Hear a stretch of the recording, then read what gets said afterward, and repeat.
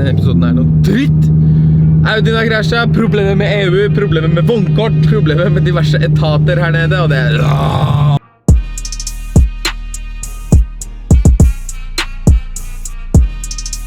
Velkommen tilbake til kanalen, folkens. Ingen clickbait. Jeg skulle ønske det var clickbait. Nok en gang er det noen som har kjørt bilen min. De går rett på sak. Jeg og Marita, vi dro til Krakow. Har et lite avbrekk fra virkeligheten. Og så kom vi til resepsjonen i dag tidlig, og hun dama sier at det er noen som har kjørt på Audien. Og jeg klikket jo i vinkel. Faen, jeg ble så sur. Det er selvfølgelig ikke hennes feil. Det er ikke noe hun kan noe for. Jeg er veldig glad for at hun sa ifra.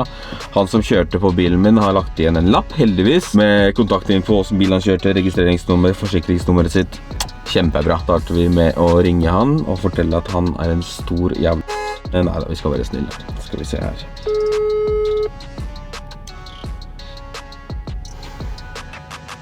Skrzynka pocztowa numeru. Ja, hjelp meg fint litt at han ikke skal svare da. Prøver en gang til.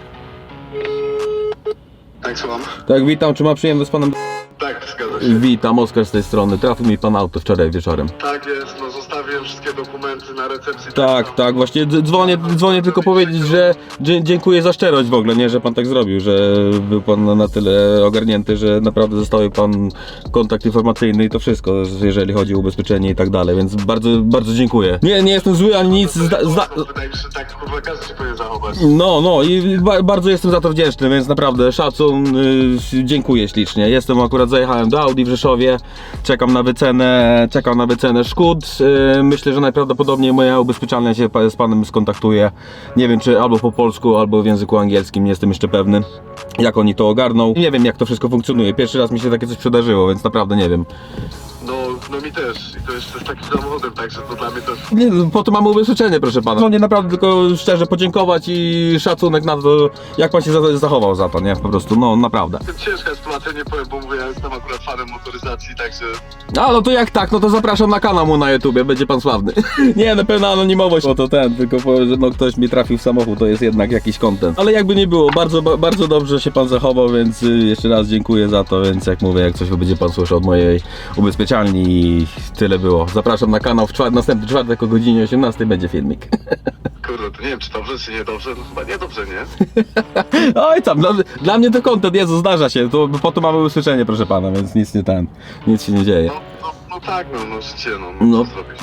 po prostu. Więc no, nie wiem, to z mojej strony tyle, jakbym coś potrzebował od pana, to będę dzwonił, dobra? Dobra. Dobra, dzięki wielkie jeszcze raz, miłego dnia, hej. Do usłyszenia. Han var fan meg bilfyr, ikke sant? Mam nadzieję, że pan zostawi suba na tym kanale, bo Okej, folkens, ja, veldig kjipt.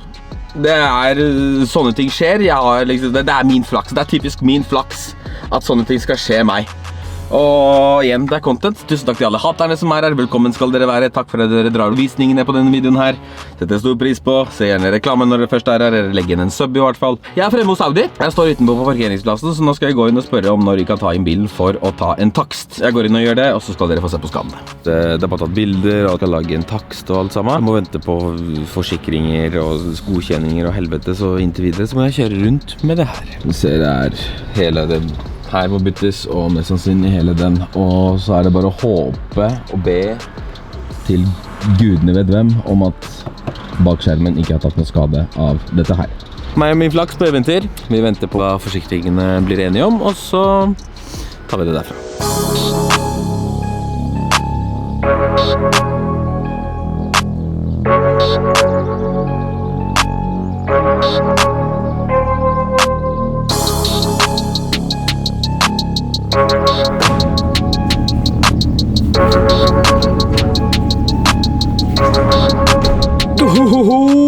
Mjaris! Fy faen, det er ultimate vloggebilen dette også. Kan bare sette frem med kamera her sånn. Nydelig er det. Folkens, det er den nye realiteten akkurat nå. Vi skal kruse rundt i Yaris. Den må på EU, den må ta 4-hjulskontroll. Jeg må fikse snøfreseren. Jeg må fikse masse greier som egentlig er jævla kjedelig for dere. Men jeg spurte dere på Instagram, synd for dere som ikke er der, om hva dere har lyst til å vite. Altså still meg spørsmål, så skal jeg svare på det. Da bruker jeg resten av episoden her til å være en Q&A, mens jeg flyr rundt og styrer og ordner med alt det jeg skal gjøre. Dere er helt sinnssyke, dere er helt rå, dere tar vare på meg, dere passer på at jeg har det fint, og jeg setter stor pris på det. Det er sikkert, jeg tror jeg er langt over 50 spørsmål hvor dere spør hvordan har du det om dagen? Hvordan går det med deg? Kunne virkelig ikke bedt om en bedre seerbase enn det dere er.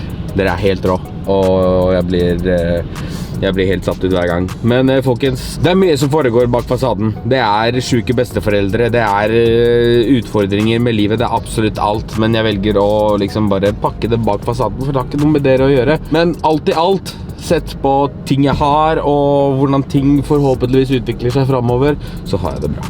Jeg har dame, jeg har feit bil, jeg er med besteforeldrene mine og bruker masse tid med dem.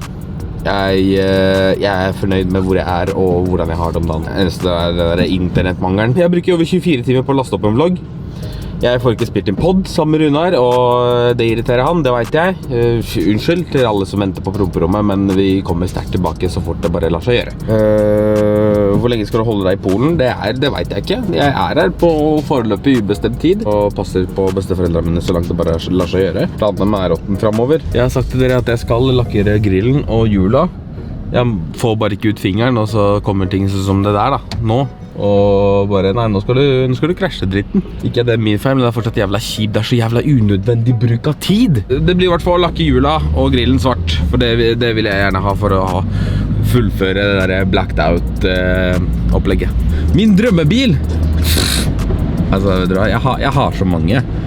Det er så mange biler jeg har lyst på at jeg vet ikke hva jeg skal gjøre av meg en gang. 69 Dodge Charger for eksempel. Jeg har veldig lyst på en E30, en E32, en E38. Altså, drømmebilene de er der, og det er mange på den lista. For meg så er alle biler en drøm. Alle biler jeg har lyst på, det er en drøm. Nå kjører vi Babchas Yaris bort på EU-kontroll. Og så tar vi det derfra. Fy faen for et Gud! Jeg får ikke tatt EU. Fordi i Polen så har de sånne her klisterlapper på rutene, ikke sant? Som viser bilens registreringsnummer, sier skiltet ditt er dekket til, eller dette av, eller et eller annet. Og du kjører forbi en fotoboks for å fortsette tatt deg. Og det er tydeligvis et gebyr på 500 zloty. Og det visste ikke jeg. Jeg skal begynne å ta EU-kontroll. Her er vognkortet, gå kos deg liksom. Nei, det er feil. Så det er sånn, åh Gud, for en sånn pisting skal ødelegge hele jævla dagen min nå. Så nå må jeg få tak i Vegvesenet, og her nede er det ikke bare, fordi bilen står registrert på bestefar, og jeg må egentlig ha med han for å få noe som helst til. Det er liksom ikke sånn i Norge som at bestefar kan skrive på et ark, fullmakt, kopi av ID, og så bam, vær så god, du kan gjøre hva du vil. Det er så jævla styr her nede med akkurat de greiene der. Så jeg får sette kursen til Vegvesenet og prøve lykken der. Og se hva de sier, hva de trenger. Hvordan er det å eie en R8? Dere som tror det er masse damer og gudene vet hva du ikke drar med den bilen, så er det for det meste mannfolk du drar for det første. For det andre, det er jævla kult. Det er jævla fett å kjøre rundt i den bilen her. Sammenlignet med M5-en, så har jeg følt at M5 måtte liksom piskes hele tiden for å liksom få den der nødvendige kjøregleden. Men i R8-en så er det sånn, du kan bare cruise den. Du har ikke det behovet for å kjøre fort. I hvert fall ikke jeg da. Det er en rar ting, det er vanskelig å forklare.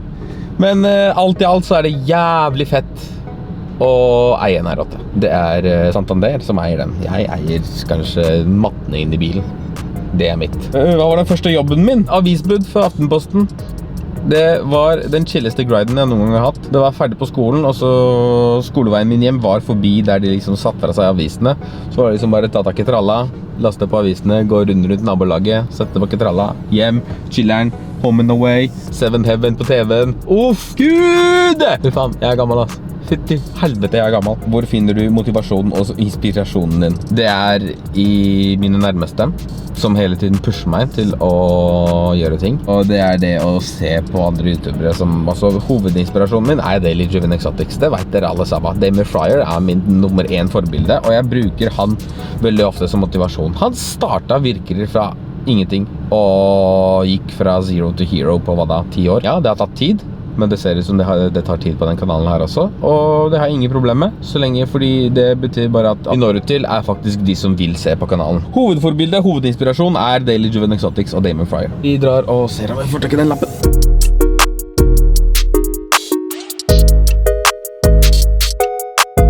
Ok, da er jeg litt klokere her nå. For å få den lille lappen. Bilen er registrert på bestemor, ikke bestefar. Nå roter jeg. Men for å få den lille lappen i ruta, så må jeg fylle ut den. Så må jeg ha meg den her. Så må jeg ha meg den. Så så må jeg fylle ut den fullmakten her, eller bestemor må gjøre det, som gir meg fullmakt til å ordne ting for hun. Og så må hun gi meg enda en fullmakt, som gir meg den lappen, som koster hele 40 kroner. Så begynte han karen i skranka si at, ja, tenkte han du skulle gå til banken, da kunne sagt at, ja, det er bestemors konto, og jeg skal bare ta ut litt penger. Kompis, penger, og en jævla klistrelapp. Det er to helt forskjellige ting. Ikke engang gidd å sammenligne de greiene der, altså. Jeg hadde skjønt det hvis noen hadde prøvd å omregistrere bilen eller noe sånt. Greit. Jeg forstår det. Det er snakk om en jævla, hva da, 6x3 klistrelapp som skal på ruta. Piss meg i øret. Jeg kjenner at pulsen er høyt oppe i dag. Det er varmt. For faen, det er sol. Det er et sjeldent fenomen om dagen. Savner du gamle BMW-en din? Ja, det gjør jeg. For hver dag. Du er det største forbildet mitt. Jeg elsker å se på deg. Jeg blir skikkelig inspirert av deg. Og stå på. Jeg gleder meg til jeg blir voksen. Kompis, det er ingenting å glede seg til. Det er sånne ting som det der som du må takle hver dag. Nyt barndommen, sier jeg bare. Fytt i helvete, og jeg savner å komme hjem fra skolen etter å ha levert avisene. Ostesmørbrød og boy off! Home and Away på TV-en, Seven Heaven, boom, tid. Skal du bli med Markus Øyen og Halvdan på Ost i Ørdal Motorshow? Det er fare for det, vi har snakket om det. Det virker som at det kanskje blir en tur bort dit. Det hadde vært stilig. Bruker R8 mye på mila? Ja. Og hvor mye har du brukt på drivstoff til nå? Ja. Jeg vil ikke snakke om det, jeg vil ikke vite det, jeg vil ikke regne på det, for det er nei, bare nei. Hvordan føles det at dama di er kulere enn deg siden hun kjører MC? Det betyr bare det at hun har en mer utviklet frontallapp, for jeg kjøpte meg sykkel. Og etter 3 uker så solgte jeg den, fordi jeg skjønte at dette her er ikke noe for meg. Jeg er for dum til å ha noe sånt, og jeg har ikke lyst til å dø helt enda. Nå drar vi hjem til bestemor og fyller ut alle de papirene, og så prøver vi igjen. Det har gått 3 timer. Jeg har vært hos bestemor, og vi har fylt ut alle de skjemaene. Jeg har gitt dem skjemaene. Når jeg kommer frem, så sier jeg, nei, du må gå og betale først, ja. Tar du cash? Ja, ikke her. Du må bort. Så må du ut av bygget, så må du gå på andre siden av bygget, så må du betale der, så må du gå tilbake dit for å gi han kvitteringen på at du har betalt det, så kan du ta imot i skjemaene, og så sitter der og venter i en halvtimes tid, og han skal komme med den lappen her. Det er helt jævla vilt hvor mye styr, unødvendig styr, altså jeg kødder ikke, det polske systemet, i hvert fall her, i den byen her, er satt opp for at du skal ha det jævligst mulig, og så ikke nok med det. Så har vi tydeligvis glemt å fylle ut noe personvernopplegg. Men jeg fikk lappen da. Så han og det der personvernlappen hans. Nå skal jeg dra og ta EU på Jarisen. Bestemor. Faens opplegg. FTM5 eller F80, F82. FTM5. Det er ikke noe å lure på for min del. В 2022 другим реактовыми мотопикники на Gardermoen рейсу i arena. Spadneš? Spadne. Bende. Jeg ser bedre når jeg gitt den apparat og bende. Hva er det beste med å drive med YouTube? Friheten til å gjøre hva faen du vil, når du vil, hvordan du vil. Friheten av å ikke være avhengig av en jævla kjeft. Jeg er avhengig av meg selv, mitt humør og min mentale helse, liksom. Det er det som bestemmer alt. Det beste med å drive med YouTube, det er rett og slett friheten. Når kommer du tilbake til Norge? Jeg tror ikke det blir så lenge til. Har du vært i Mexico? Hver helg er jeg i Mexico.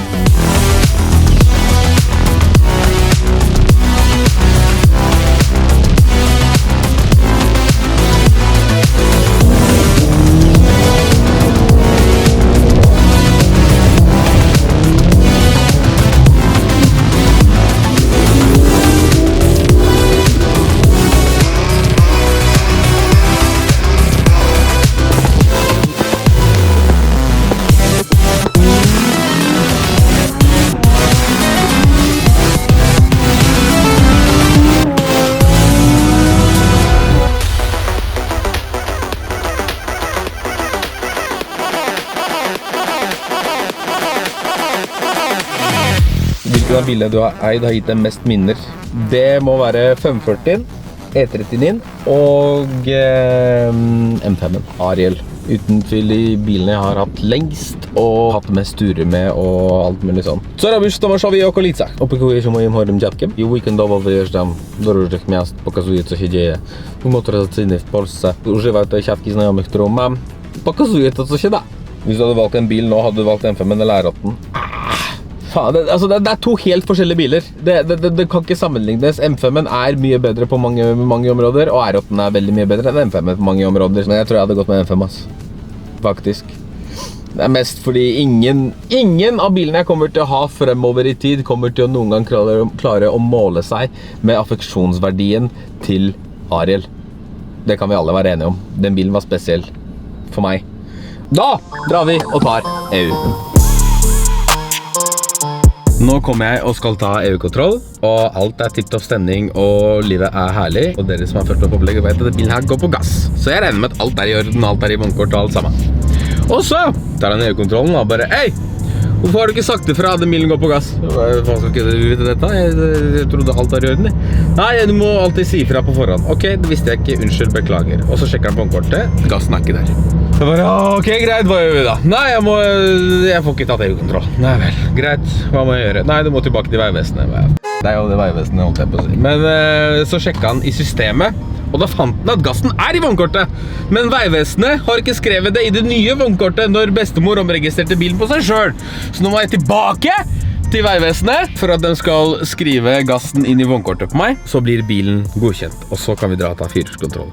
Velkommen til litt av livet bak fasaden, folkens. Dette her jo helt utrolig. Så det sikkert mye annerledes i større byer når det kommer til Vegvesenet og sånne ting. Men snakk om små byer, sånn som den byen her, så det ikke noe annet enn et rent helvete. Men gassen i vognkortet, bilen jo godkjent. Dagens kjøremål i boks. Du skulle egentlig på firehjulskontroll også. Jeg skal kjøre bestemor til vi skal på noe bursdagsfest eller et eller annet sånt opplegg. Det viktigste i hvert fall i boks. Yarisen EU-godkjent, så jeg kan kjøre rundt i den. Men det gidder vi ikke mer i dag, så nå drar vi og henter R8.